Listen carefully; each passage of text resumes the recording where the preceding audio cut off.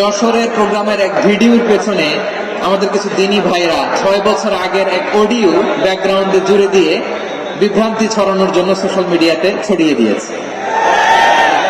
তো তাদের প্রতি আমাদের কোনো রাগ নাই, ক্ষোভ নাই, তারা হয়তো দিনই তাকাদা থেকেই করেছে, কিন্তু তারা হয়তো বুঝতে পারে না এই যে রিসেন্ট আলোচনার ভিডিওর পেছনে 6 বছর আগের অডিও জুড়ে দেওয়া, এটাকে বাংলায় বলে প্রতারণা।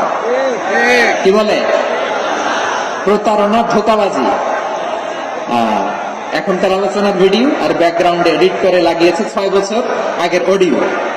এটাকে প্রতারণা বলে, ধোঁকাবাজি বলে। আর বিশ্বনবী বলেন, মান গাশশানা ফালাইসা মিন্না, the person who deceives us he is not among us। যে আমাদেরকে ধোঁকা দেয় সে আমাদের অন্তর্ভুক্ত নয়। তো বিশ্বনবীর এই হাদিস তারা মনে রাখে না। তো এই জন্য শুধু বিশ্বনবীর প্রতি সাল্লাল্লাহু আলাইহি ওয়াসাল্লামের প্রতি সেরেফ ভালোবাসা আপনাকে বাঁচাতে পারবে না যদি বিশ্বনবীর আদর্শ আপনি গ্রহণ না করেন।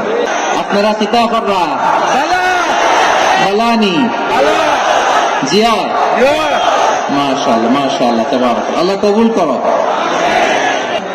এই পুণ্যভূমিতে শুয়ে আছেন আল্লামা আব্দুল লতিফ সাহেব ফুলতুলি রাহিমাহুল্লাহ, ঠিক কিনা বলেন? কেরাতের উপরে ওনার অনেক খেদমত গোটা বাংলাদেশ ব্যাপী। আল্লাহ এই খেদমত গুলোকে কবুল করুক, আমরা পড়ি আমিন।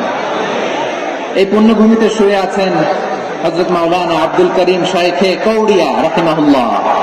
আমি এসে ওনার গল্প শুনলাম আজকে। এই পুণ্যভূমিতে শুয়ে আছেন হাফেজ মাওলানা নুরউদ্দিন গহরপুরি রাহিমাহুল্লাহ। এরকম অনেক নাম না জানা আল্লাহর ওয়ালিরা, সাধকরা, ওলামায়ে হযরত এই পুণ্যভূমিতে শুয়ে আছে এই সিলেটে। আমরা সকলের জন্য দোয়া করি আল্লাহ তাআলা ওনাদের খেদমতগুলোকে কবুল করে নেয়, কোরআনের নূর দিয়ে তাদের কবরগুলোকে আল্লাহ তাআলা মুনাওয়ার করে দেয়। আমরা সবাই পড়ি আমিন। প্রিয় ভাইয়েরা, আপনারা সবাই ভালো আছেন নাকি সিলেটি ভাষায় জিজ্ঞেস করতে হবে?